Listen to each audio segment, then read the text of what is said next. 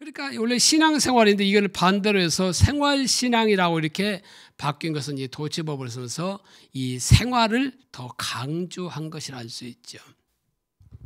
근데 먼저 종교생활하는 사람 특징을 보면 처음 우리가 교회에 발을 들이면 그때부터 우리는 뭐냐? 종교생활이 시작이 되는 겁니다. 근데 이때는 사람들이 어떤 특징을 갖냐고 하냐면 어떤 예배나 말씀에 귀를 기울이기보다는 바로 사람들과의 그 친교, 사람들과의 친교라든가 자신의 그 문제에만 관심을 갖는 시기인 겁니다.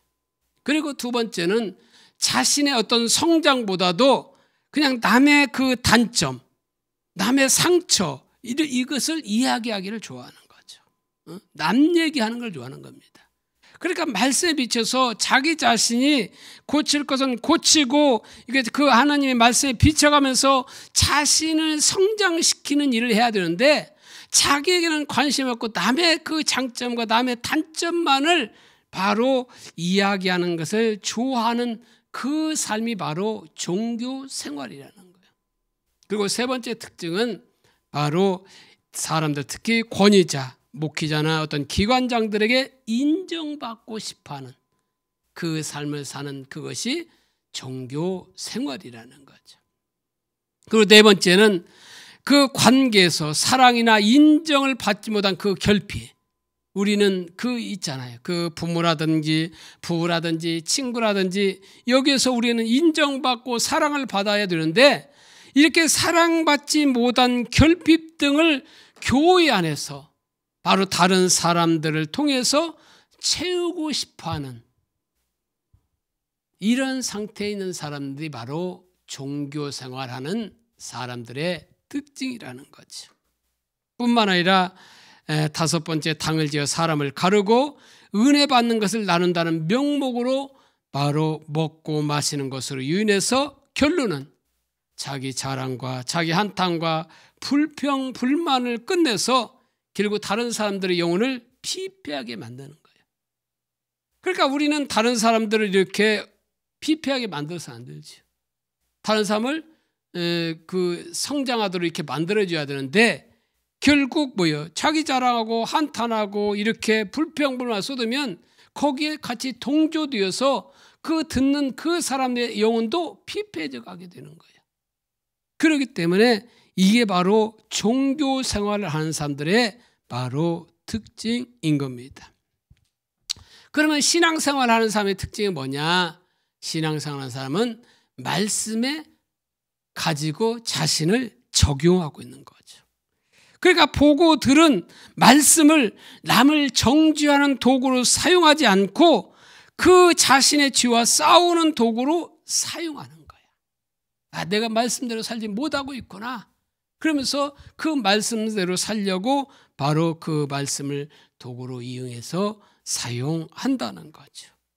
뿐만 아니라 두 번째는 뭐냐? 예배의 자리를 사모한다는 거야. 그래서 남의 말하는 걸 좋아하지 않고 바로 예배의 자리를 사모하며 들은 말을 여기저기 옮기지 않고 묵묵히 기도하는 이 사람이 바로 신앙생활 하는 사람이라는 거죠. 세 번째는 잘된 것은 예수님의 은혜요 예수님의 공로로 돌리고 잘못된 것은 자신의 부족함과 자신의 죄로 인함이라고 인정하고 개선하려고 노력하는 이런 사람들이 바로 신앙생활 하는 사람이라는 거예요. 네 번째는 바로 사람들을 자신의 경험이나 자신의 어떤 지식으로 조종하려 하지 않고 바로 하나님의 말씀으로 권면하는 그리고 그 사람을 품어주는 그런 사람이 바로 신앙생활 하는 사람이라는 거죠. 다섯 번째는 말씀대로 내 열심이 아니라 믿음의 분량을 분별하면서 자신의 일신상의 문제 해결이 아니라 구원을 갖고 말씀대로 살려고 바로 예를 쓰는 그런 사람들이 바로 신앙생활하는 사람의 특징이라는 거죠. 마지막으로 생활신앙하는 사람들을 신앙생활하는 사람들의 그 무장하는 사람들의 특징은 바로 교회 안에서만 그럴싸한 신앙으로 끝나는 것이 아니라 삶이 예배가 되는 사람. 이게 생활신앙으로 무장된 사람들의 특징이라는 거예요. 그래서 이 사람의 특징들은 결국 뭐냐? 이 사람은 어떤 상황 가운데서도 찬양과 감사가 넘치게 되는 거죠. 그러니까 데살로니가전서 5장 16절 이하에 있는 것처럼 너희는 항상 기뻐라, 쉬지 말고 기도하라, 범사에 감사라. 이 말씀처럼 어떠한 상황 속에서도, 내가 좋은 상황 속에서도, 내가 슬퍼한 상황 속에서도, 내가 어려움 가운데서도 찬양과 감사를 잃지 않는 그런 사람들이 생활신앙으로 무장한 사람들이라는 겁니다. 또한 두 번째는 뭐냐면 하나님의 중심적인 삶을 사는 삶이에요.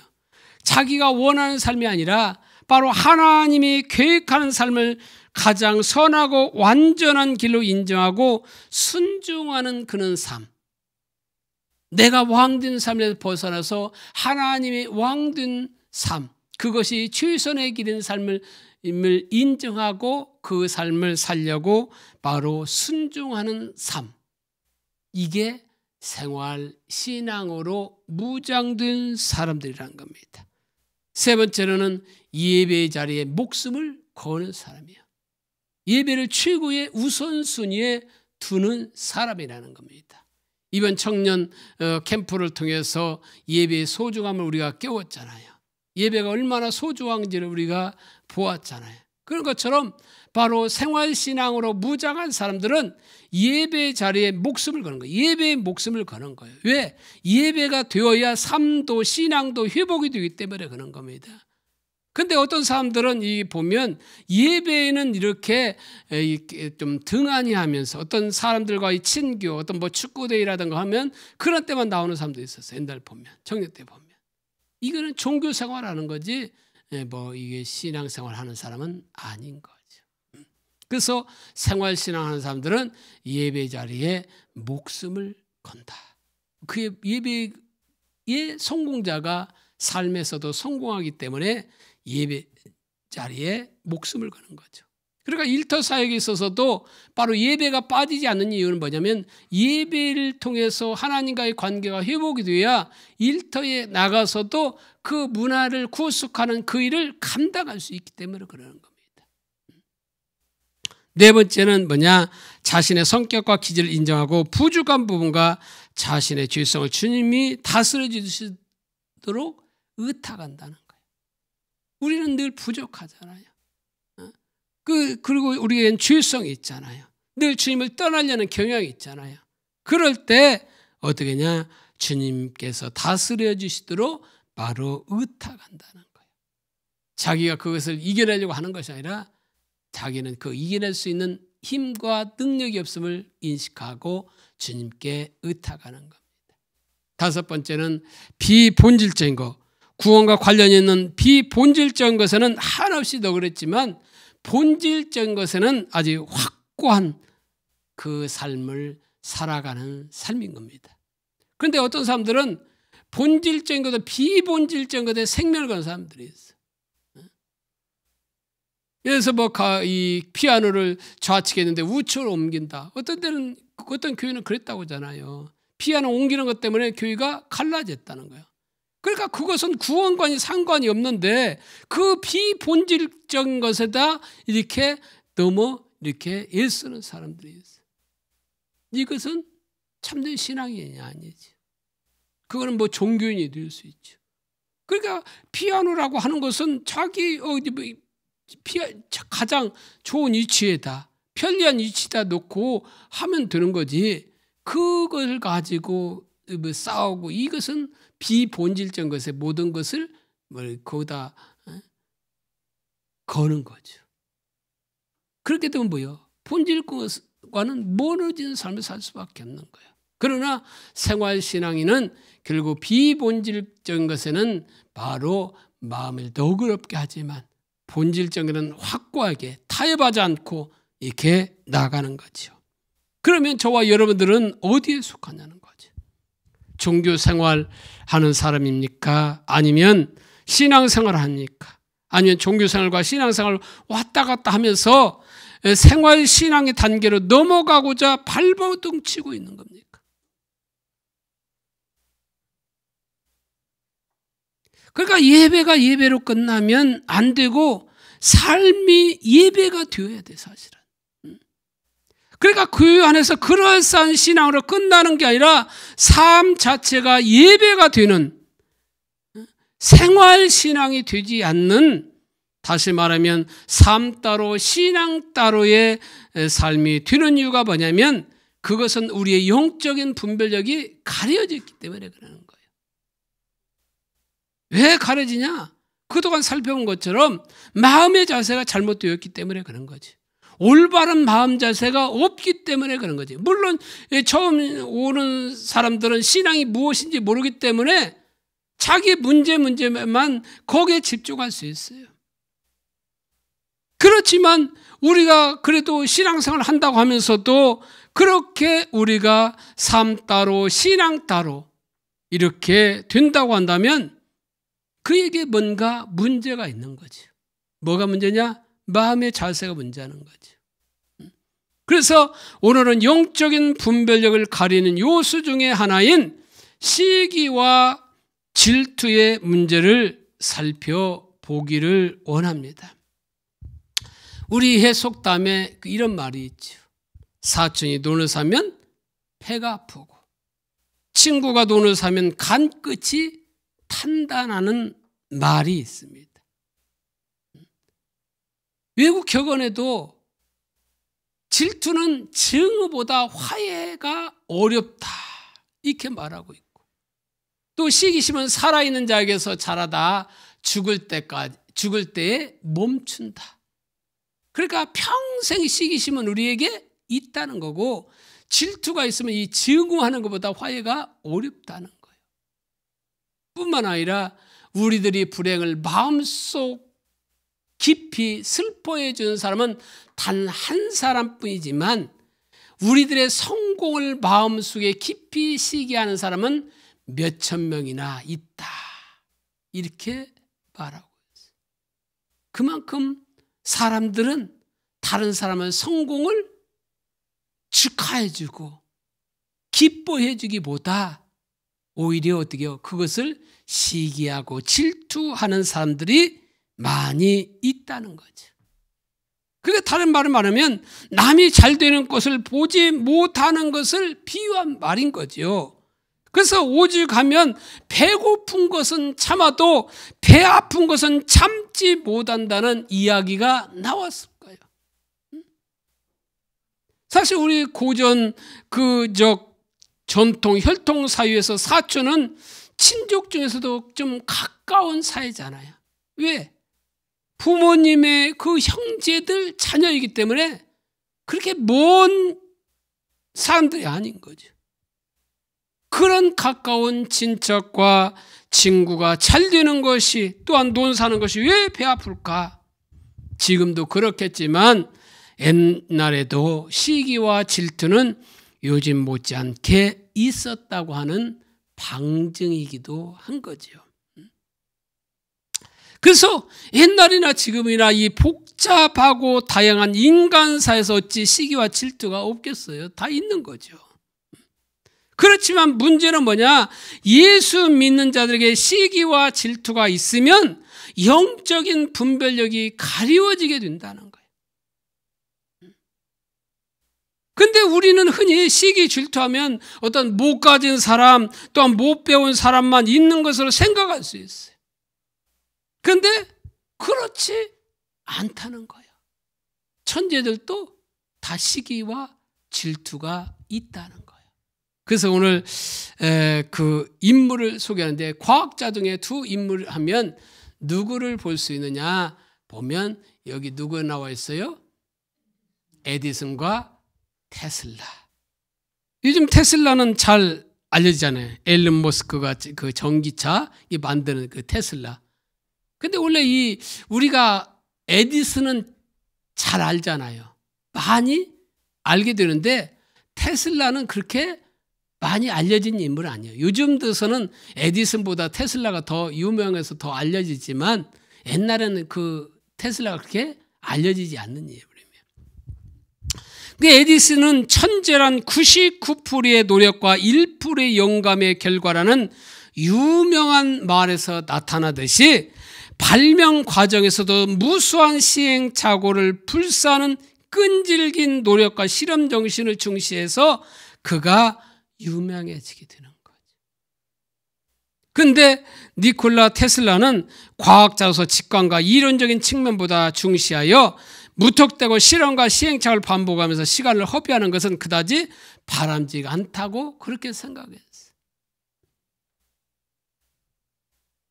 그래서 에디슨은 발명한 것 여러 가지 있지만 직류 발전기를 이게 강조하면서 자기보다 똑똑한 테슬라를 교류 발전기를 인정하지 않았어요. 그러니까 에디슨은 직류 발전기, 테슬라는 교류 발전기를 이렇게 만들게 된 겁니다. 그러니까 교류와 직류는 아시죠? 교류라고 하는 것은 뭐요? 영어로는 AC라고 하고 그 직류는 DC. 그래서 교류의 장점은 뭐냐면 전압을 올렸다 내렸다 이렇게 할 수 있어요. 트랜스만 있으면.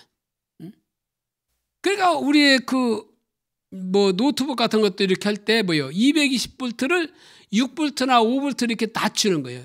이 코일 수에 따라서 이게 낮춰질 수 있는 거예요. 그래서 그 220V 220번 감고 여기다 5번 감다 하면 그렇게 떨어질 수 있는 거예요. 그 코일 수에 따라서 이렇게 전압을 이렇게 높고 낮을 수 있도록 이렇게 트랜스를 통해서 하게 되는 거예요.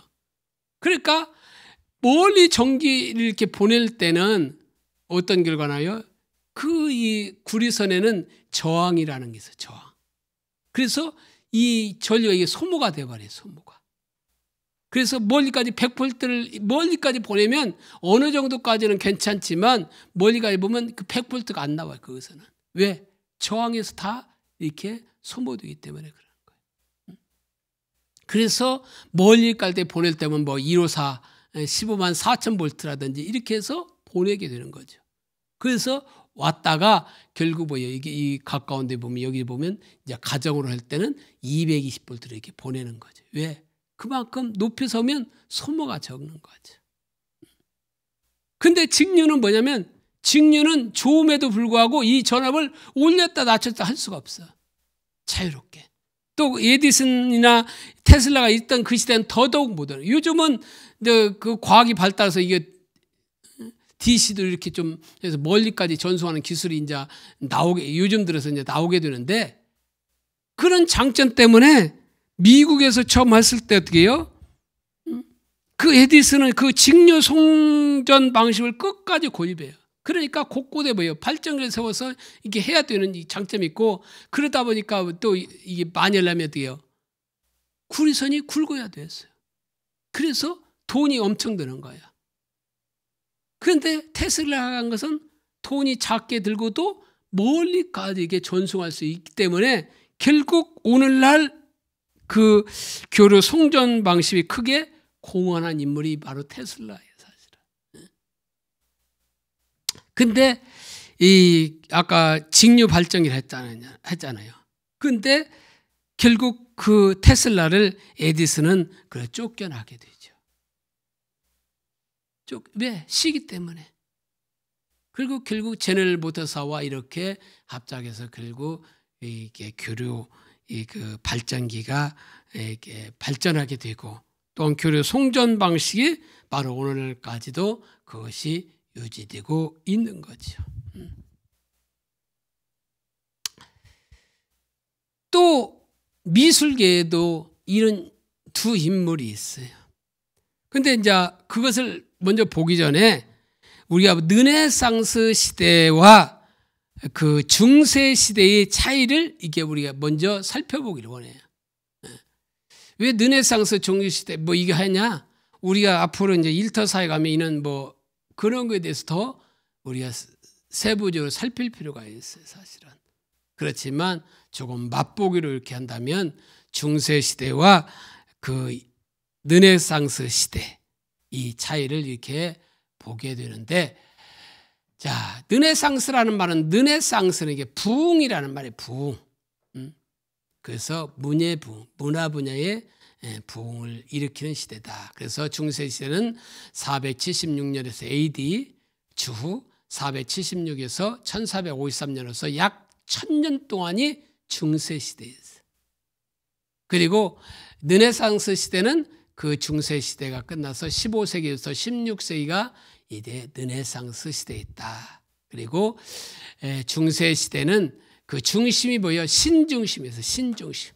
하나님 중심이었어요.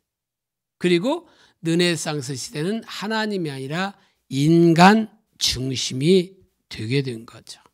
그러니까 이 중세 시대는 모든 사회, 문화, 정치, 종교가 다 신중심이었기 때문에 그것의 막강한 권력자도 누구였냐? 교황이었어요. 교황. 그런데 이 르네상스 시대에 와서는 인간의 왕이 절대 권력으로 잡아가는 시기였어요. 왜냐하면 르네상스 시대는 신중심에서 벗어나 인간 중심으로 회복하자는 운동이었어요. 그래서 고대 그리스와 로마 문화를 이상으로 하여 이들을 부흥시킴으로써 새 문화를 창출해 내려는 운동이었기 때문에 그런 거죠. 그래서 중세 시대는 신중심이었기 때문에 그 모든 그림이나 작품의 주제가 항상 뭐였어요? 신이었어요. 신이 등장했어요. 그리고 주제는 언제나 성경 속에 예수님이나 하나님이었어요. 그런데 이 르네상스 시대에 와서는 그 그림들이나 조각들이 성경에 이야기된 신중심이 아니라 성경 속의 인간 이야기에 초점을 두고 있어요. 초점이. 그리고 중세 시대는 신을 표현하기 위해서 인간적인 고뇌보다는 전지전능한 그 모습으로 표현해서 신을. 그런데 이 르네상스 시대에서는 인간의 고뇌와 인간다움이 훨씬 더 강조되었던 거예요. 그래서 결국 이것이 1000년 동안 바로 이 중세 시대에 하다 보니까 뺀 신, 예수님 이것만 하다 보니까 더 이상 발전이 없는 거예요, 사실은. 그런데 이 고인물은 썩는 것처럼 교회도 부패하고 타락하여서 결국 극단적인 예로 면죄부가 이게 발생하게 된 거죠. 그런데 이 중세 시대에 끝나고 이 르네상스 시대에 두 유명한 화가가 있어요. 그게 누구냐? 그게 레오나르도 다빈치와 미켈란젤로예요. 미켈란젤로. 근데 이들 가운데서도 시기가 있었어요. 근데 레오나르도 다빈치는 르네상스 시대를 대표하는 이탈리아 화가 겸 과학자 겸 사상가였어요. 그리고 미켈란젤로는 다빈치보다 23살이나 늦게 태어난 이탈리아 화가며 조각가의 건축가였어요. 그런데 이 미켈란젤로보다 23살이나 많은 레오나르도 다빈치는 미술가 미켈란젤로를 시기하고 질투가 많았어요. 그래서 레오나르도 다빈치는 라이벌 미켈란젤로를 의식해서 제작한 작품이 뭐였냐? 최후의 만차였어요. 많이 보던 그림 아닙니까? 최후의 만차. 이 최후의 만찬을 보면 여기서 각 사람의 이 특성에 대해서 이게 잘 나와 있어요. 여기서 하나 퀴즈를 내겠어요. 여기서 가룟 유다가 누굴까? 누가 가룟 유다일 것 같아요? 여기 보면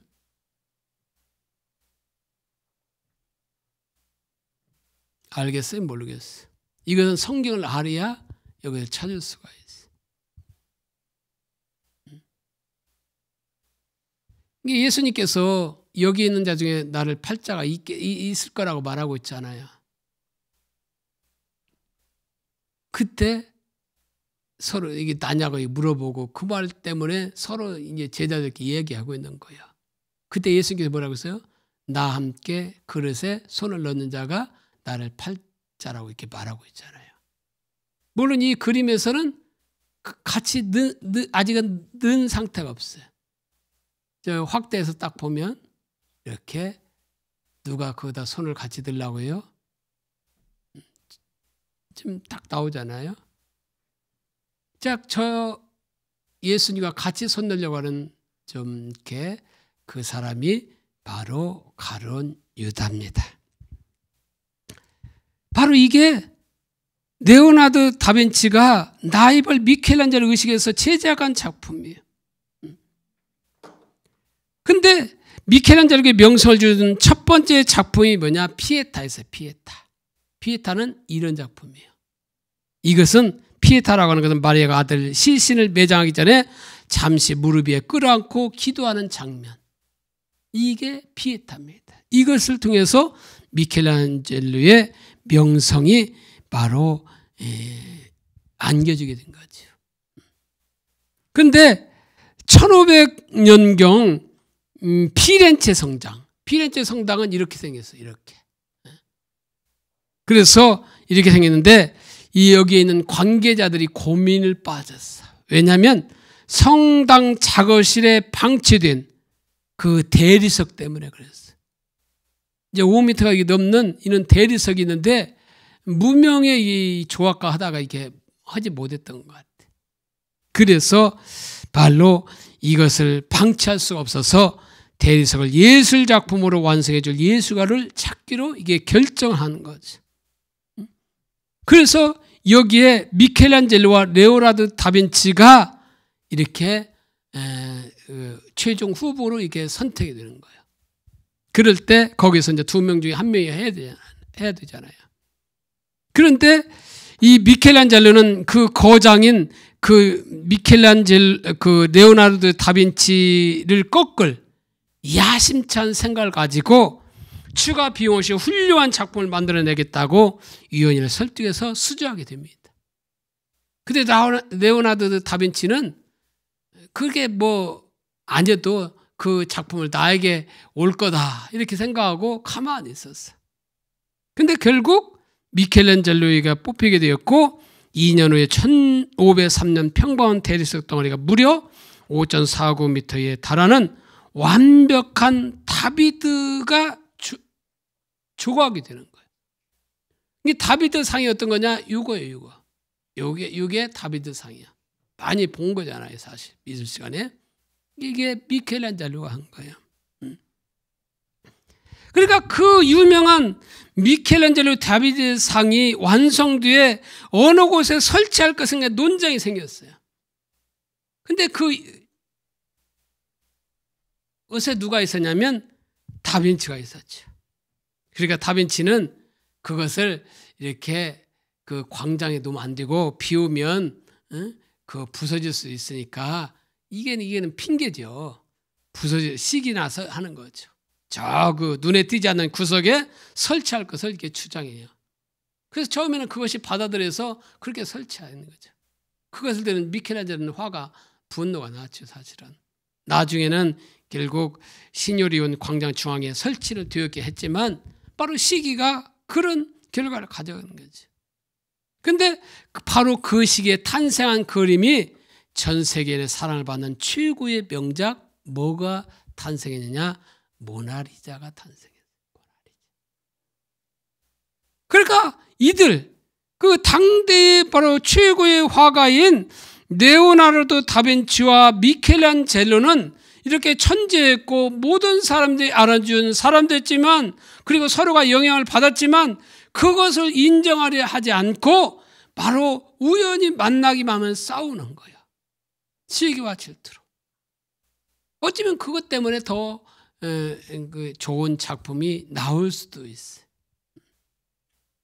그러면 먼저 이 시기와 질투에 대한 단어에 대해서 살펴보면 시기라고 하는 게 뭐냐? 남이 잘 되는 것을 셈하여 미워함. 이렇게 사전에 나와요. 사전적 의미인 거죠. 그리고 질투라고 하는 것은 다른 사람이 잘 되거나 좋은 처지에 있는 것을 공연히 미워하고 깎아내리려 함. 이렇게 나왔어. 이게 사전적 의미의 시기와 질투예요. 그래서 질투는 부부 사이나 사랑하는 이성 사이에서 상대되는 이성이 다른 이성을 좋아할 경우 지나치게 시기함. 이렇게 나와요. 이게 질투라는 거예요. 근데 영어에 보면 이 시기라고 하는 단어, 그 보면 시기, 질투, 부러움은 같은 표현을 사용되고 있는 걸 보게 되었어요. 그래서 envy라는 것이 envy. 그래서 envy는 두려움, 선망으로 이렇게 나와 있는데 성경은 그것을 시기, 투기로 번역하고 있어요. 그리고 젤러스, 이거는 질투, 시기 이렇게 번역이 된 거예요. 그래서 이 envy는 어떤 부러운 선망보다는 시기하다가 가까워요. 시기하다. 그냥 envy 이렇게 하면 나는 당신이 부러워 이렇게 한다고 해서 I envy you 이렇게 하면 상대방이 좋아하지 않아요. 나는 당신 부러움을 가지고 있다고 이렇게 한다고 해서 좋아하지 않아요. 왜? 그것은 내가 없는 것을 누군가 가졌을 때 그것에 대해서 시기하고 심하게 분노하는 감정이 이 envy라는 말에 들어있다는 거예요. 그러니까 I envy you 하면 나는 없는데 너는 있네. 응? 엄청 짜증나고 너가 방했으면 좋겠다. 이런 뜻을 가지고 있다는 거예요. 그러니까 그냥 스펠링 그 단어만 해서 envy라는 부러움이 선망 이것만 가지고 외웠다고 한다면 잘못하면 어때요? 그 사람 상대방 관계가 끊어지는 일이 생기게 되는 거예요. 그러니까 사용해도 그 의미를 정확히 사용하는 게 좋게 되는 거죠. 그러면 헬라어는 어떻게 되냐? 세 가지로 표현하고 있어. 그 세 가지가 푸도노스, 젤로스, 키나야. 근데 먼저 푸도노스를 보면 남이 잘 되는 것을 보고 통감을 가지고 해야 되는 마음이다. 그 통감이 뭐예요? 어떤 아픈 감정을 가지고 남이 잘 되는 것을 보고 어떤 아픈 감정, 그러니까 사친이 논사하면 배 아프다는 말처럼 그는 아픈 감정을 가지고 해야 하려는 마음, 이때 쓰는 단어가 푸도노스라는 거예요. 푸도노스. 근데 이 고전 헬라의 문헌에 보면 종종 이 단어를 불러요. 젤로스, 질투와 같이 사용하고 있다는 거예요. 그래서 같이 사용하고 있는데 여러 작가들은 그것을 바로 두 개의 동어를 신중하게 구별하고 사용한다는 겁니다. 그래서 마태복음에 보면 27장 18절에 보면 이는 그가 그들의 시기로 예수를 넘겨준 줄 알미더라. 이렇게 한데 이때 시기를 뭐라고 쓰냐? 셀프 인터레스트. 그러니까 사리 사욕으로 의미는 사리 사욕을 예수를 넘겨준 줄 알미더라 이렇게 했는데 이때 시기가 푸도노스를 썼어요. 원어에는 푸도노스. 근데 시기를 여기는 셀프 인터레스트. 사리 사욕으로 예수를 넘겨준 줄 알미라 이렇게 말하고 있고 또한 로마서 1장 29절에 보면 곧 모든 불의, 취악, 탐욕, 악의가 가득한 자요 시기, 살인, 분쟁, 사기, 악독이 가득한 자요 수근수근하는 자요. 이때 시기는 뭐를 쓰냐? envy를 썼어요. 영어로는 envy, 그 헬라어로는 푸도노스를 여기서 쓰게 되는 겁니다. 뿐만 아니라 갈라디아서 5장 21절에 보면 투기와 술 취함과 방탕함과 또 그와 같은 것들이라. 이때 투기를 푸도노스, envy 이렇게 쓰게 되는 거예요. 이때 푸도노스를 쓰게 된 거죠. 또한 두 번째는 젤로스를 써요. 젤로스를 쓰게 되는데 젤로스는 경쟁, 다툼, 시기, 이 투기라는 뜻을 가지고 있어요.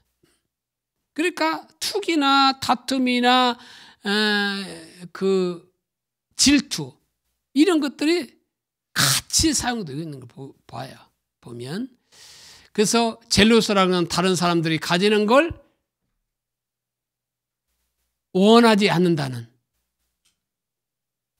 그런 의미가 있는 거죠.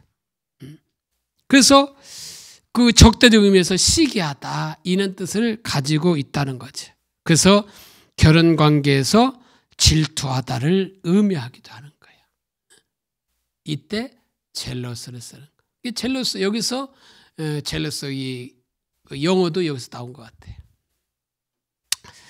그래서 사도행전 7장 9절에 보면 이제 종교적 열정과 이제 헌신도 말하기도 하는데 그 7장 9절에 보면 여러 조상이 요셉을 시기하여 애굽에 팔았더니 하나님이 그와 함께 계셔. 이때 시기를 젤러스를 쓰게 돼요.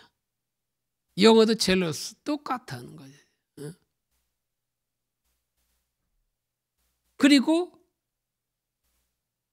고린도전서 13장 4절에 보면 사랑은 오래 참고 사랑은 온유하며 시기하지 아니하며 사랑은 자랑하지 아니하며 교만하지 아니하며 할 때 이때 시기하지 이때 젤로 아까 시기라고 하는 거는 뭐예요? 젤러스라고 했잖아요. 명사로서 젤러스인데 시기하지 할 때 이게는 동사로서 젤로를 쓰는데 영어로서는 envy라는 단어를 쓰는 거죠. 뭐 질투, 투기라는 이 똑같은 그 단어를 같이 쓰고 있는 거죠. 뿐만 아니라 고린도서 11장 2절 전반절에도 내가 하나님의 열심으로 젤로스 이때 젤로스 영어는 젤러시지요. 너희를 위하여 열심을 내노니 내가 하나님의 열심으로 너희를 위하여 열심을 내노니 이게 사도 바울이 고백하잖아요.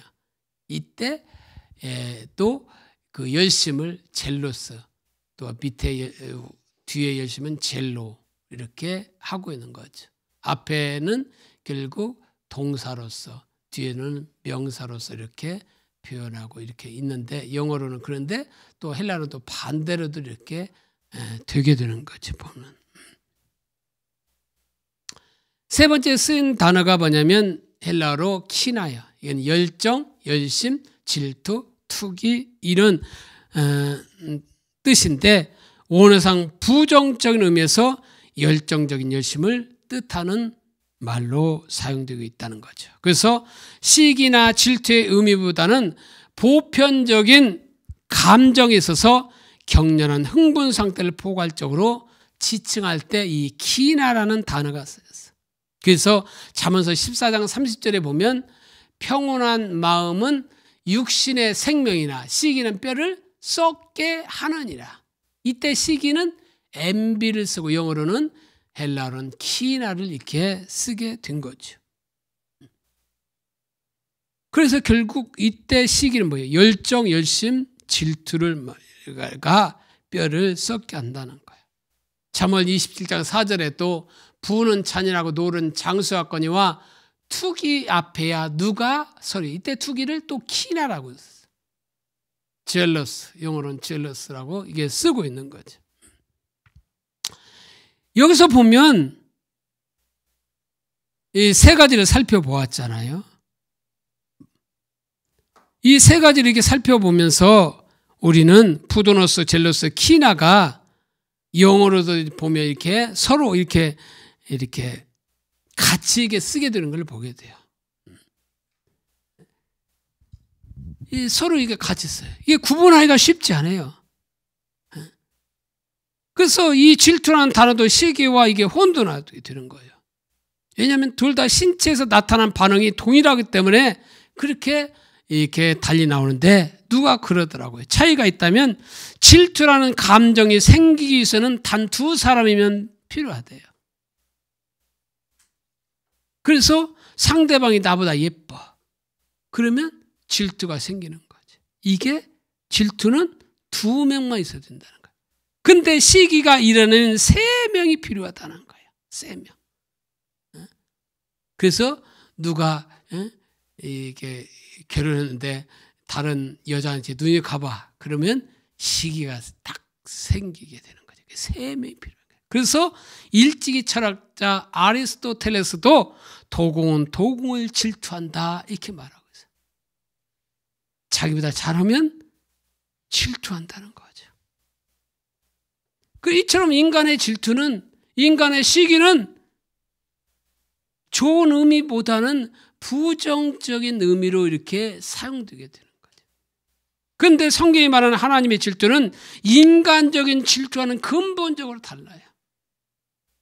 그래서 하나님의 질투라고 하는 것은 하나님의 속한 소중한 것들을 보호하시고 성취하시는 하나님의 열심을 가리켜서 하나님의 질투라고 말하고 있어요.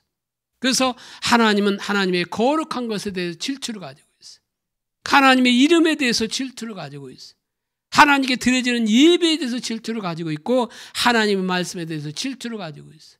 또한 하나님의 교회, 예수 그리스도, 성령 하나님에 대해서 질투를 가지고 있어요. 그러니까 이것들이 타락하고 잘못된 곳에 사용하기를 원하지 않아요. 거기에서 회복되기를 원하시는 하나님의 질투가 있는 거죠. 그러니까 하나님의 질투는 좋은 의미의 질투가 되는 거죠.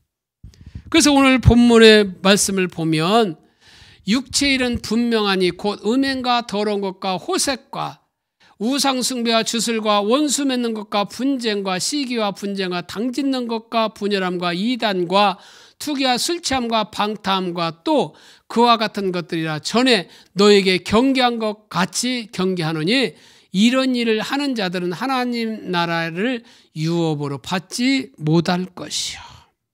여기 육체의 일에 대해서 이렇게 말하고 있죠. 육체의 일은 이런 것들이 있다 이렇게 말하고 있는데 여기서 뭐 다른 것도 살펴볼 수도 있지만 그것보다는 여기서 나온 두 단어가 있어요. 20절에 시기, 21절에 보면 투기라고 하는 단어가 나오는데 20절의 시기는 영어로 그 젤러시, 헬라어의 젤로스를 사용하고 있는데 경쟁, 다툼, 논쟁, 시기, 투기 등을 나타내요. 그러니까 그 젤로스는 다른 사람들이 가지는 것을 원하지 않는다는 적대적 의미에서 시기하다, 결혼관계에서 질투하다를 의미하고 있는 이 단어를 바로 육체일에 포함되어 있는 거예요. 뿐만 아니라 투기를 영어는 엠비인데 헬라어는 푸도로스를 사용하고 있는데 남이 잘 되는 것을 보고 스스로 통감을 가지고 해할 수 있으면 해하려는 그런 악한 마음, 이것을 육체일에 쓰고 있는 거예요. 이러면서 이런 자들은 하나님 나라를 받지 못할 거라고 이렇게 말하고 있는데 여기서 쓰여진 젤로스와 푸도로스 구분에 대해서는 쉽지 않아요. 사실은 영어로도 서로 이게 이것저것 이게 보면 중복돼서 이렇게 어떤 데는 시기 있는 데가 젤로스 쓰기도 되고 어떤 질투 있는 데가 젤로스 쓰기도 하고 투기다 쓰기도 하고 엔비라 이게 쓰고 뭐 그런데 아리스토텔레스는 뭐라고 말하고 있냐? 젤로스를 타인이 소유하고 있는 것을 소유하고자 하는 욕망이라고 정의했어. 바로 이것은 다른 사람이 그것을 소유하고 있기 때문에 반드시 질투심을 품는 것을 뜻하는 것은 아니다 이렇게 말하고 있어. 그렇게 반면에 푸도로스는 자기가 원하는 것을 빼앗는 것과 더 밀접한 관련이 있다 이렇게 정의하고 있어요. 그래서 아리스토는 그 푸도로스는 바로 원하는 것을 빼앗는 것과 관련이 있고 그 젤로스는 그냥 소유하고자 하는 다른 사람이 소유한 그걸 보면서 자기도 소유하고자 하는 열망이라고 말하고 있어. 근데 아무튼 성경에 보면 바로 시기와 질투와 투기와 같이 사용되고 있어. 그것이 푸드로스, 젤루스, 키나 이건 간에 시기와 질투는 뭐예요? 결국 영적인 분별력을 가리는 거예요. 그러니까 어떤 단어를 썼냐가 중요한 게 아니라 이런 마음이 우리 가운데 있다면 결국 그것이 우리의 영적인 분별력을 가리우게 된 거라는 거죠. 그래서 성경에 보면 시기와 질투의 사례들이 많이 나와 있어요. 근데 많이 다는 할 수 있고 몇 가지 살펴보면 어디서부터 이렇게 시기와 질투가 이게 생겼냐 보면 아담과 하와가 타락하고 나서 가인이 동생 아벨을 쳐 죽이잖아요. 왜 죽여요? 하나님께서 가인과 그의 재물은 연락받지 않았지만 동생 아벨과 그의 재물은 바로 연락하자 바로 시기심이 생겨서 동생 아벨을 죽이게 되죠. 그러니까 그거는 자기의 그 잘못은 보지 않고 그냥 동생의 그 재물이 연락되었다고 하는 그 한 가지만 보고 동생을 죽인 거예요. 이처럼 시기와 질투는 뭐예요? 결국 사람을 죽이는 데까지도 갈 수 있는 거죠. 또 누가 있느냐? 야곱에게는 첩이 있잖아요. 야곱에게는 첩이 아니라 아내가 있잖아요. 원래 아내는 그 야곱이 사랑하던 자는 누구예요? 라헬이잖아요. 그런데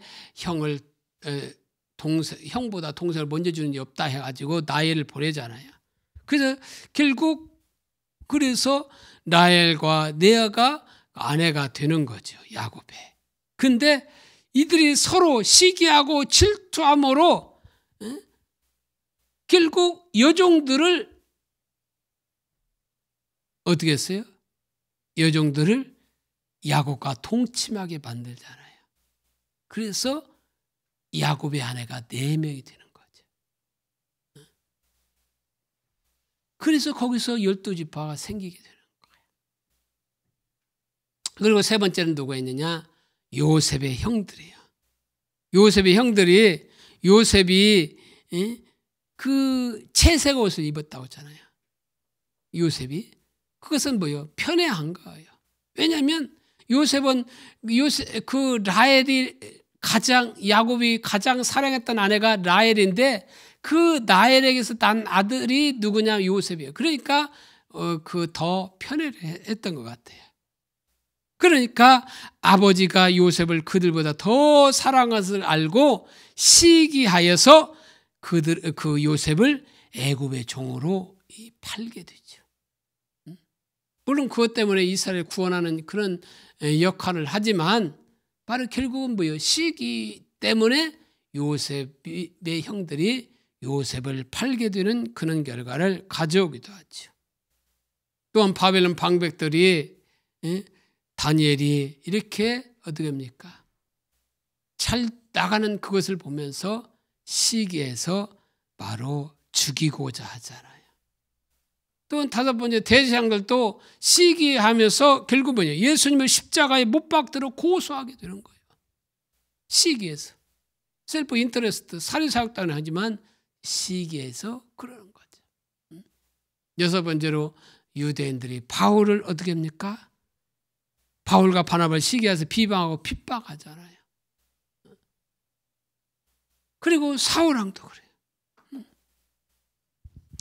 사울왕을 보면 많은 사람들이 사울왕을 가리켜서 뭐라고 말하고냐? 어제의 사람이다 이렇게 말하고 있어요. 그리고 다윗을 가리켜 내일의 사람이다 이렇게 말하고 있어요. 그 말은 뭐예요? 사울은 어제 쓰임받았던 사람이고 다윗은 내일 앞으로 쓰임받을 사람이라는 의미를 가지고 있는 거죠. 그러니까 사울이 어제의 사람이 되면서부터 사울의 영혼 속에 자리 잡힌 것이 뭐냐면 시기와 질투입니다. 그러니까 우리 가운데 이런 시기와 질투가 있다고 한다면 우리는 바로 어제의 사람이 되었다는 증거예요. 이처럼 시기와 질투는 치명적인 겁니다. 그러니까 사울의 마음에 시기와 질투가 들어오자 사울은 어떻게 했어요? 병이 걸렸어요. 그러니까 어제의 사람은 오늘의 기름 부음과 오늘의 사람을 시기하고 질투하고 그 미워하게 되어 있어요. 그러니까 우리가 다른 사람을 시기하고 질투하고 있다고 한다면, 다른 사람을 미워하는 마음을 가지고 있다면 우리는 어제의 사람에 속하는 거예요. 그러니까 역사적으로 보더라도 하나님의 성령의 역사를 반대하고 대적하고 비판하고 정죄한 사람들이 누구였느냐? 불신자들이 아니라 바로 그 전에 쓰임받았던 사람들이라는 거예요. 왜 그렇게 하느냐? 어제의 사람은 시기와 질투에 사로잡혀 있기 때문에 그렇다는 거죠. 그래서 오늘의 기름 부음을 시기하게 되어 있는 겁니다. 이 시기라고 하는 것은 바로 마음이 교만이 찾아올 때 생기는 현상이에요. 그러니까 남에게 칭찬을 많이 듣는 사람일수록 그 칭찬이 다른 사람에게 가게 되면 시기가 발동하게 되어요. 왜? 내게 왔던 칭찬이 이게 멀어지고 다른 사람 가게 되기 때문에 그 사람에 대해서 시기하게 되는 거죠. 그러나 나는 부족한 사람이다, 나는 아무것도 아니다고 여기는 사람은 자기를 낮추고 살기 때문에 시기할 기회가 적어요. 시기가 없다는 것이 아니라 시기가 적다는 거예요. 그러니까 시기는 누구나 다 있다는 말이죠. 근데 자기를 낮추면 시기가 작아지고, 자기를 높이는 사람들은 시기가 바로 어떻게요? 많이 생긴다는 거죠. 그런데 이 시기심은 하나님의 사람인 형제 동료를 향해서 온갖 노력과 시간과 힘을 집중하도록 부추긴다는 거예요. 그러니까 다른 곳에 우리의 열정을 빼앗기게 되고 시간을 빼앗기게 되는 그런 결과를 가져오게 된다는 거예요. 사울 왕을 보십시오. 사울은 인물이 출중하고 잘난 사람이었어요. 그리고 다른 사람보다 키가 어깨 이만큼 더했고 유모도 아주 뛰어난 사람이었어요. 그리고 그는 현재 어디요? 통치자잖아요. 이스라엘 통치자잖아요. 이 정도면 시기가 없어도 되는 것이 아니에요. 왜? 가질 만한 것을 다 가졌으니까. 모든 권세를 가졌지. 유모도 출중하지. 그러니까 그런 시기가 없어야 되는 건 마찬가지인데, 그는 그 자기 수하의 그 다윗이 블레셋 장수 가드 사람 골리앗을 이기고 돌아올 때 사무엘상 18장에 보니까 그 이스라엘 걸그룹이 눈치 없이 그냥 칭찬 한마디에 그만 그 마음이 시기가 발동하게 된 거예요. 그러니까 이스라엘 걸그룹이 좀 이게 사울을 높여줬으면 얼마나 좋았겠어. 그런데 뭐라고 말하고 있어요? 여인들이 뛰놀며 노래하여 이르되 사울이 죽인 자는 천천히요 다윗은 만만히로다 한지라. 사울은 천천을 죽였는데 다윗은 만만을 죽였대. 그냥 이 반대로 해서 좀 사울을 높여줘서 사울이 죽인 자는 만만히요 다윗이 죽인 자는 천천히라고 했으면 사울이 시기가 나지 않았을 거예요.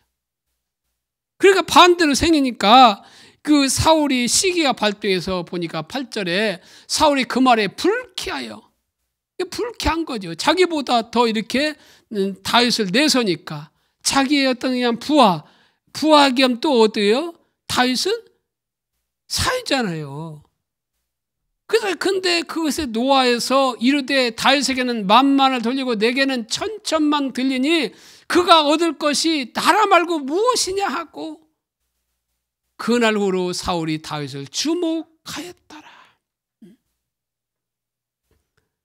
사울은 열방과 같은 무사적 왕, 어떤 이 싸움을 잘하는 왕을 요구한 백성들의 세속적인 통계 왕으로 추대된 왕이잖아요.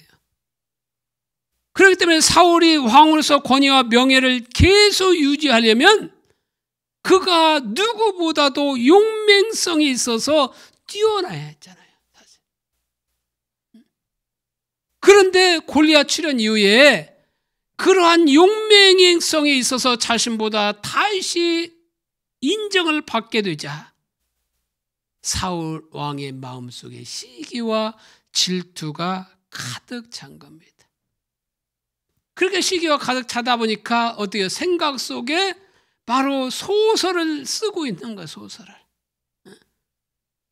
그 소설을 쓰니까 이 마귀가 거기에 양념을 하는 게 고춧가루를 딱 뿌리고 양념을 하고 있는 거죠. 그러니까 사울이 생각하기를 무엇이요? 그의 얻을 것이 나라밖에 무엇이냐? 이 공동 번역이 보니까 왕의 자리마저 그에게 돌아가구나 이렇게 번역되어 있어요. 여기까지 미치니까 그날 이후로 사울이 다윗을 주목하였더라 이렇게 말하고 있어요. 근데 여기서 주목하였다는 말은 히브리 말로 아완인데 눈이란 뜻을 가진 아인에서 파생된 말로 곧 의심의 찬눈으로 관찰하였더라 이렇게 말하고 있어요. 이것은 사울이 왕권 수호천에서 다윗을 정치적이고 군사적으로 경계하고 배타했다는 말이에요. 배타적으로 보았다는 말이에요. 이렇게 사울이 다윗을 시기하자 그 이튿날 사울이 악신이 들리게 돼요. 그러니까 시기를 가지니까 어둠이 틈을 탄 거죠. 어둠의 틈 타는 것은 머리에 어떤 틈이 있어야 타는 거예요. 귀신이 그냥 멀쩡한 사람에게 오는 것이 아니라 어떤 그 사람의 그 틈이 있어야 오는 거예요. 그 사람이 남을 미워하거나 용서하지 않거나 이는 시기하나 질투하나 이럴 때 타게 되는 거예요. 그러니까 사울이 그렇게 다윗을 시기하자 이튿날 악신이 들게 되어서 다윗이 평소와 같이 수금을 타게 되는데 이때 사울의 손에 뭐가 있느냐? 창을 가지고 있어요. 창을 가지고 다윗을 죽이려고 던진 일로 던지게 되죠. 다행히 피해서 죽지는 하지만 이때부터 시작해서 사무엘상 마지막에 사울이 죽을 때까지 사울의 모든 노력과 모든 관심과 모든 그 힘을 쏟은 상대가 누구냐? 블레셋이 아니었어요. 블레셋과의 군대에 싸운 일은 별로 나와 있지 않고 다윗은 자기의 충신이고 사윗인 그 다윗을 죽이는데 모든 시간을 거기에 허비해요. 무서운 얘기 아닙니까? 그러니까 교회 가운데도 오늘날 말하면 교회 가운데 시기와 질투가 자리면 어떻게 되냐면 교회 밖에 있는 불신자들을 전도하는 일보다도 교회 내에 있는 목회자와 교단과 교회에 누구누구를 대적하는데 온갖 정성을 쏟는다는 거예요. 한마디로 마귀도에 줄 서 있는 거죠. 그러니까 교회를 나누게 하는 일은 사단이 하는 일이고 하나님은 성령이 하시는 하나가 되게 하는 일인데 그들은 마귀에 들려서 교회에 분파가 되는 거기에는 상관도 하지 않고 거기에 앞장서고 있는 거죠. 그러면서 하나님은 자기 편이라고 말하고 있어요. 이게 오늘날 우리들의 모습 아닙니까? 얼마나 많은 교회들이 갈라지고 있습니까? 얼마나 많은 교회들이 싸우고 있습니까? 우리들이 싸울 것은 마귀와 싸울 일이지 하나님의 백성은 싸울 일이 아니잖아요. 근데 우리 가운데 시기와 질투가 있고 상처가 있다 보면 정말로 마귀와 싸우는 일보다도 그냥 같은 성도와 싸우는 그런 결과를 가져오지. 그리고 세상 사람들 술 한 번 먹으면 그 모든 그 서운한 감정 이런 것이 다 없어지는데 가장 많이 사랑에 대해서 강조하고 사랑에 대해서 말하고 있는, 그리고 예수님의 그 사랑을 받은 우리들이 그 형제 하나도 사랑하지 못하고 용납하지 못하는 그런 결과를 가져오는 것이 오늘의 교회의 모습 아닙니까? 이처럼 시기와 질투는 무서운 거예요. 사울은 심지어 정직성을 잃어가면서까지 그렇게 하고 있어요. 무서운 얘기예요. 점점 타락길로 가고 있는 거죠.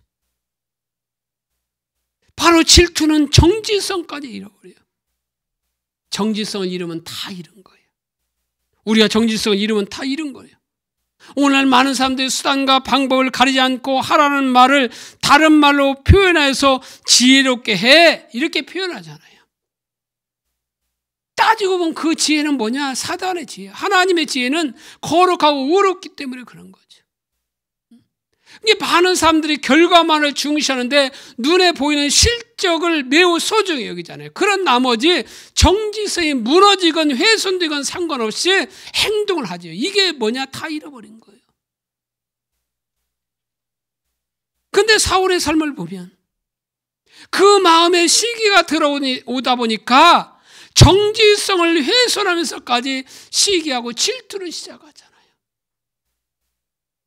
그 결과가 뭐예요? 그 결과가 어떻게 되었어요? 모두 다 아시다시피 그대로인 거죠.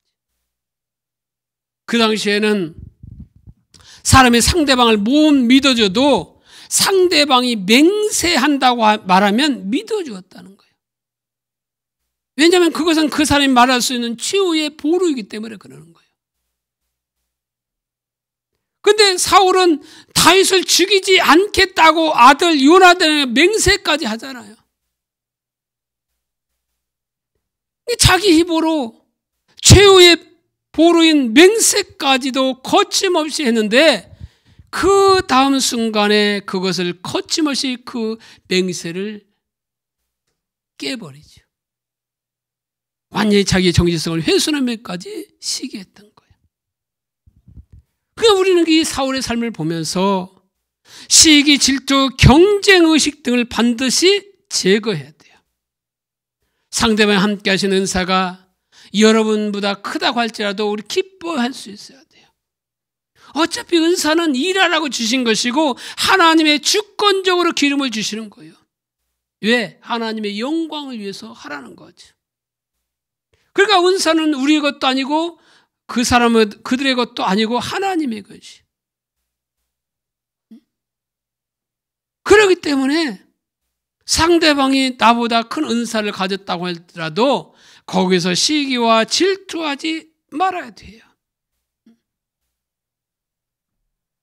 예, 그것은 하나님이 일을 하라고 주신 것이기 때문에 축하해 줘야 되는 거죠.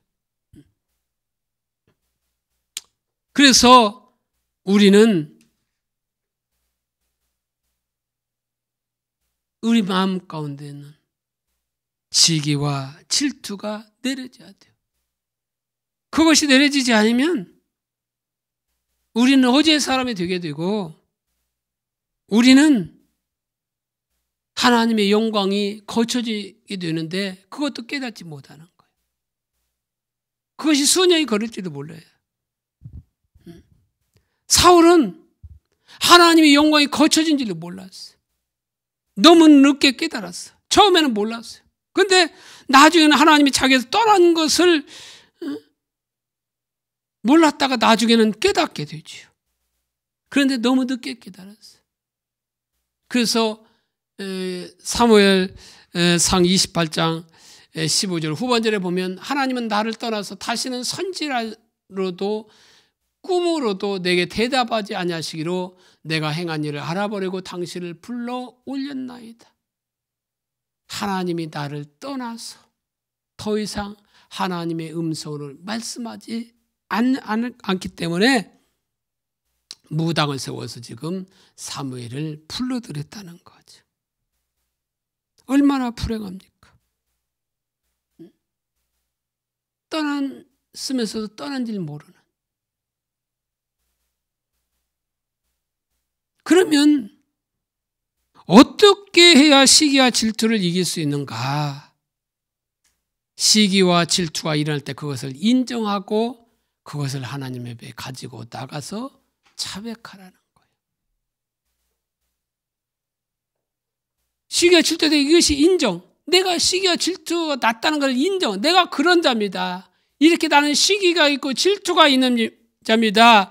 그러기 때문에 하나님의 은혜가 필요합니다. 이게 뭐요? 역대하 7장 14절에 내 이름으로 일컫는 내 백성이 그들의 악한 길에 떠나 스스로 낮추고 기도하여 내 얼굴을 찾으면 내가 하늘에서 듣고 그들의 죄를 사하고 그들의 땅을 고칠지라. 이게 회개의 4단계이기도 하잖아요.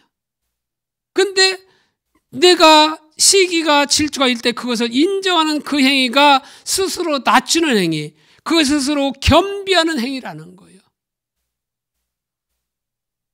이 자세가 필요해요. 이걸 가지고 주님 앞에 나와서 자백하라는 거예요. 그리고 두 번째, 비교의식을 갖지 말고 다른 사람에 대해서 축복 기도해 주라는 거예요. 예수님이 부활하신 후에 한날은 베드로와 요한이 나타나셨는데 베드로에게 내가 나를 섬기다 원하지 않는 곳에 가서 죽음을 당하리라고 이렇게 말씀하잖아요. 그러자 베드로가 주님, 그러면 요한은 앞으로 어떻게 되겠습니까? 묻자 예수님이 뭐라고 말하냐? 요한은 너와 조금도 상관없는 일이니 신경도 쓰지 말고 걱정도 하지 말라고 말하고 있어요. 요한복음 21장 21절 22절에 보면 아예 이에 베드로가 그를 보고 예수께 여짜오되 주님, 이 사람은 어떻게 되겠사옵나이까? 예수께서 이르시되 내가 올 때까지 그를 머물게 하고자 할지라도 내게 무슨 상관이 있느냐? 거기에 신경 쓰지 말고 걱정하지 말라는 거예요. 근데 시기의 대부분은 다른 사람과 자신의 유무나 환경을 비교하면서 발동하게 되어 있어요. 세상은 내가 살기 위해서 이웃을 짓밟는 세상이 아닙니까?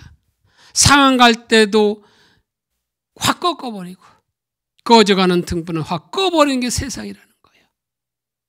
그러니까 이 비교의식은 누가 하냐? 사단이 가져다줘요. 하나님은 우리 한 사람 한 사람 볼 때 어떻게 해요? 보시기에 심히 좋았다고 말하고 있는데 사단은 자꾸 비교하게 해야 돼요. 비교하면 뭐예요? 열등의식이 생기게 되는 거죠.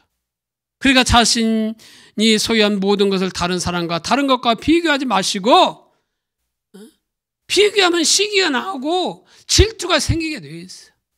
그러니까 비교하지 마시고 하나님이 나에게 주신 것이 최선이라고 하는 생각을 가지시고 바로 시기 날에는 그들을 위해서 축복 기도하라는 거예요. 욥기서 5장 2절에도 분노가 미련한 자를 죽이고 시기가 어리석은 자를 멸하느니라 이렇게 말하고 있어요.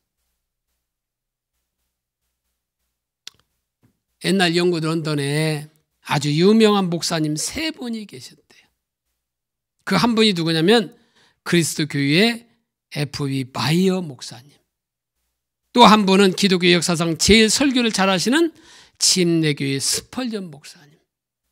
그리고 웨스트민스터 교회의 캠벨 몰간 목사님이 있었어요.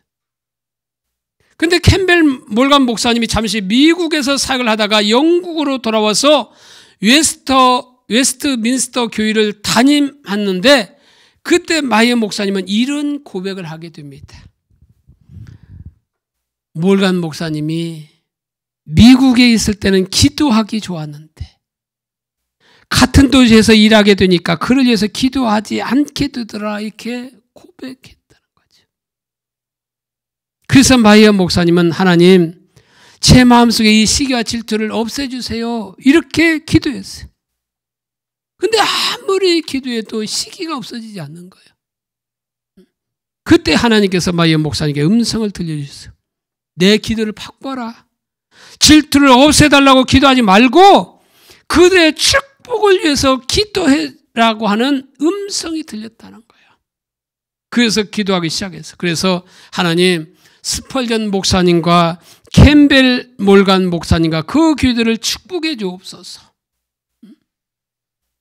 이렇게 기도하고 나니까 마음속에 편안과 기쁨과 자유가 생기기 시작하더라는 거야. 그래서 그러던 어느 날 자기 교회 공개 기도 석상에서 마이언 목사님이 이런 유명한 기도를 했다는 거예요. 그게 뭐냐? 하나님, 몰간 목사님의 교회를 축복해 주셔서 사람들이 메워지도록 축복해 주시고 들어갈 자리가 없거든 우리 교회로 보내주시옵소서. 얼마나 좋습니까? 그러니까 많은 사람들은 남의 교회가 성장한다면 배가 아프잖아요. 그렇게 하지 말고 그 교회를 더 축복해 주시고 그 교회가 채워진 그 공간이 없거들랑 그 성도를 우리 교회로 보내달라고 기도하는 이는 아름다운 마음을 가져야 되지 않겠어요? 그랬더니 결국 이 세 분은 아름답게 주를 위해서 사용해야 되었고 이 세 교회는 다 함께 바로 성장했다는 겁니다. 그러니까 시기 질투가 있으면 괜히 미워지게 되고 기도도 안 나오게 되는 거죠. 셋째로 이기려면 내가 가진 것으로 만족하고 다른 사람의 성공을 축하해 주라는 거예요. 하나님 우리가 자주 가는 것부터 먼저 배우기를 원하셔요. 왜 시기가 나오냐? 다른 사람과 비교하기 때문에 나오는 거예요. 아까 말했듯이 시기 나오는 건 비교하기 때문에 나오는 거예요. 비교하면 우리는 열등감이 생기게 돼요. 그러니까 다른 사람 비교할 거 없어요. 다른 사람 다른 딸한테 주었다고 비교할 거 없어요. 나는 2달란트 받았는데 다른 사람 다른 달 받았다고 시기하고 질투가 없어요. 왜? 그만큼 많이 받았으면 그만큼 많이 일하라고 주신 거예요. 5달란트 받은 종이나 2달란트 받은 종이나 거기에 충성했을 때 뭐라고 했어요? 똑같이 칭찬하잖아요. 지극히 작은 것에 충성된 종아, 네가 작은 일에 충성했으므로 내 주인의 기쁨에 참여하리라. 똑같이 했대. 너는 5달란트 받아서 10달란트 남겼으니까 너는 큰 축복을 받을 거야. 너는 2달란트 했을 때 너는 조그만 축복을 받을 거야. 이렇게 말하지 않았다는 거예요. 그렇기 때문에 로마서 12장 6절에 우리에게 주신 은혜대로 받은 은사가 각각 다르니 혹 예언이면 믿음의 분수대로 하라고 말하고 있죠. 그러니까 항상 우리의 생각 속에 하나님을 첫째 자리에 두고 하나님의 영광을 위해서 주를 섬기고자 하는 생각을 해야 돼요. 그러니까 이 사람들은 요즘은 여성의 비하로 들릴지도 모르지만 여성의 질투를 뭘로 놓고 있느냐? 칠거지약의 하나로 생각하고 있어요. 그만큼 옛날에 뭐요? 질투가 많았던 것 같아요. 그런 질투에 대한 얘기는 많이 나오는데 칠거지약이 뭔가 이렇게 인터넷 찾아보니까 그건 안 나오더라고. 다 지웠나 봐. 근데 그 칠거지약 하나의 여성의 질투에 대해서 많이 했어요. 그래서 옛날 이 정실 부인이 그 노비를 이렇게 첩삼은 그는데 첩을 질투하는 이런 얘기들, 뭐 이런 얘기들은 많이 나와. 그만큼 그 질투는 많았던 것 같아요. 근데 아무튼 질투는 본인에게도 불행하게 만들고 상대방에도 힘들게 한다는 거예요. 그래서 질투는 많은 사람들을 가난하게 만든다는 말이 있어요. 이 말은 뭐냐? 내가 질투하면 내 속에 있는 잠재의식이 부정적인 감정을 받아들이기 때문에 그 사람들의 지배적인 감정이 잘못된 질투라는 거예요. 그래서 그들은 누가 잘 되는 것을 질투한다는 거죠. 자신이 부자가 되려는 다른 사람의 부를 축복해 주어야 되는데 자신이 잘 되는 것을 다른 사람이 잘 되는 것을 이렇게 보지 못하고 배아파하고 있다는 거예요. 그러니까 결국 그 사람은 뭐예요? 가난하게 만드는 거죠. 그런데 다른 사람들이 잘 되는 것을 마음껏 축복하고 다른 사람이 받은 신령한 은사나 그 재능에 대해서 시기하는 대신에 박수로 축하해 주면 그 사람은 마음이 어디요? 부자가 되는 거예요. 그래서 하나님이 인정하시고 성령이 감동해 주는 은혜는 내 뜻과 다르다고 감히 배척해서는 안 돼요. 하나님이 주권이잖아요. 그러니까. 그래서 베드로전서 4장 10절 11절에 각각 은사를 받은 대로 하나님의 여러 가지 은혜를 받은 선한 청지같이 서로 봉사하라. 만일 누가 말하려면 하나님이 말씀하시는 것 같이 하고 누가 봉사하려면 하나님이 공급하시는 힘으로 하는 것 같이 하라. 이렇게 말하고 있어요. 그래서 다른 사람의 행복을 빌면 내가 행복해지는 거예요. 이것이 바로 우리가 시기와 질투를 이기는 비결인 거예요. 다른 사람을 미워하면 나도 미워해지게 돼 있어요. 다른 사람의 행복을 빌면 나도 행복해지게 돼 있어요. 전에 말했잖아요. 손가락을 하면서 얘기했잖아요. 너 나쁜 놈 하면 내가 더 3배나 나쁜 놈. 다른 사람은 축복해주면 내게 그 사람 받을 만큼 그렇게 못 오면 그 축복이 다 내게 오는 거예요. 다른 사람 행복을 빌어주면 그 행복이 그 사람 받을 만큼 그렇게 가지만 안 되면 다 내게로 오는 거예요. 그래서 우리는 다른 사람을 성공시키고 다른 사람을 축복해주고 다른 사람을 행복시키는 그것만 해야 돼요. 그래서 네 번째로 우리 형제를 사랑하고 믿어주라는 거예요. 형제를 사랑할 때 시기와 질투가 이기게 되는 거예요. 형제를 사랑할 때 주님 안에 더 거하게 되는 거예요. 하나님의 사랑은 형제를 사랑하게 되어 있어요. 형제 바로 하나님의 사랑과 이웃 사랑은 다른 것이 아니에요. 같이 가게 되어 있어요. 그러니까 하나님을 사랑하면 이웃을 사랑하게 되어 있고 하나님과 관계에 멀어지면 이웃 사랑의 관계도 멀어지게 되어 있는 거예요. 그러니까 내가 형제를 사랑하지 못하고 있다면 내가 하나님 관계에서 멀어져 있다는 사실을 깨닫고 하나님을 더 찾고 구하는 그 자리에 와야 돼요. 그러려면 결국 우리가 예배에 모든 걸 걸고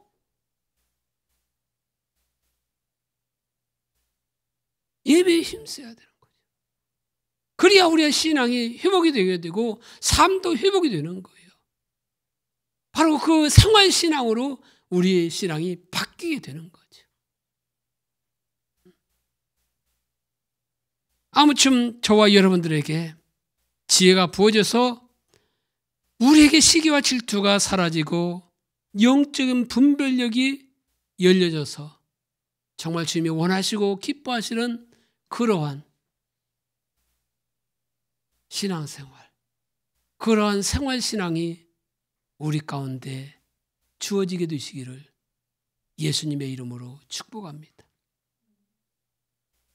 기도하겠습니다.